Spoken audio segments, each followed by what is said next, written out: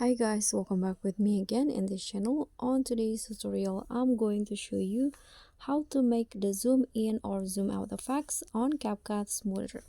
So in here, what you need to do is add a video to CapCut, and then let's make the zoom in or out effect first.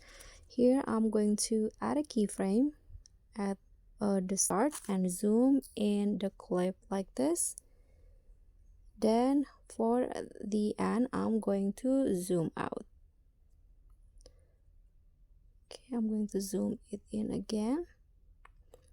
After that, here on the first keyframe, let's stabilize the video.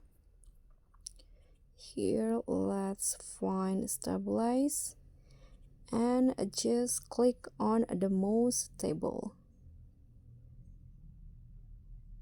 Okay, click on the check icon, and this is the smooth zoom in or out effects on CapCut.